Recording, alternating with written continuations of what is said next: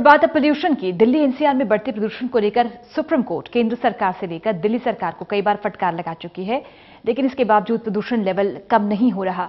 अखिल भारतीय आयुर्विज्ञान संस्थान के डॉक्टर्स का कहना है कि प्रदूषण के जहरीले पार्टिकल्स लंग के साथ फेफड़े में जमा हो रहे हैं।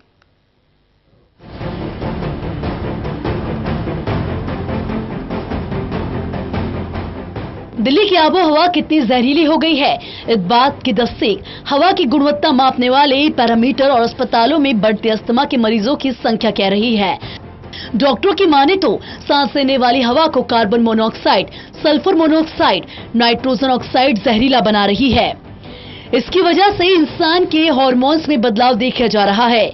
डॉक्टर्स का कहना है कि हवा में उड़ रहे पार्टिकल्स इतने छोटे होते हैं कि ये सांस के जरिए लंग्स और फेफड़ों में जम जाते हैं। बेसिकली जो पॉल्यूशन इस समय फैल रहा है उसमें 4 प्रकार के पॉल्यूटेंट्स बहुत ज़्यादा हैं। एक तो carbon monoxide, sulphur monoxide, nitric oxides और बहुत तरह के पार्टिकुलेट पार्टिकल्स हैं, जिनका क्या होता है कि नेजल रूट से वो अंदर लंग्स में जाते हैं और बहुत दिन तक अगर लंग्स में जाएं तो ब्रोंकोएक्टासिस से लेके लंग कैंसर तक की बीमारियां करते हैं। और इस समय दिल्ली में लंग कैंसर एपिडेमिक हो गया है। लगभग हर चौथे पांचवे पे ये होने की चांसेस बढ़ गए हैं क्योंकि पॉल्यूशन इतना ज़्यादा है। इस संदर्भ में आयुर्वेद बहुत तरह से लाभदायक है। एक तो वो दैनिक जीवन में आप कुछ प्रोसीजर्स ऐसे हैं जो बहुत सिंपल हैं, आप रोज कर सकते हैं, ताकि जो प्रदूषण भारत के लिए एक विकराल समस्या बन रहा है। साल 2015 में दुनिया में सबसे अधिक लोगों की मौत हुई। एक स्टडी के मुताबिक देश में प्रदूषण से 2015 में 25 लाख लोगों की जान गई। डॉक्टर्स का कहना है कि 4 मरने वालों में से 1 मरने की वजह प्रदूषण होती है।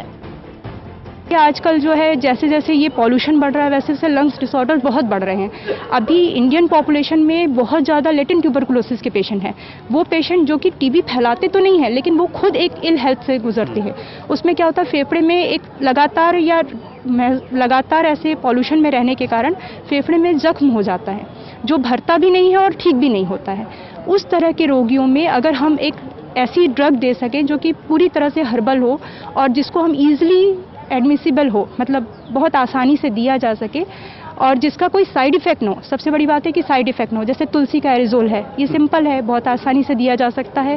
कंटकारी है, शिरीष है, शिरीष एक बहुत एंटी एलर्जिक बहुत अच्छी है, तो इसके एरिजोल बनाए हुए हैं। इस पे अखिल भारतीय आयुर्वेद संस्था के शोधकर्ताओं की माने तो प्रदूषण से कई जानलेवा बीमारी हो रही है, जैसे स्ट्रोक, फेफड़ों में कैंसर और सांस की गंभीर बीमारी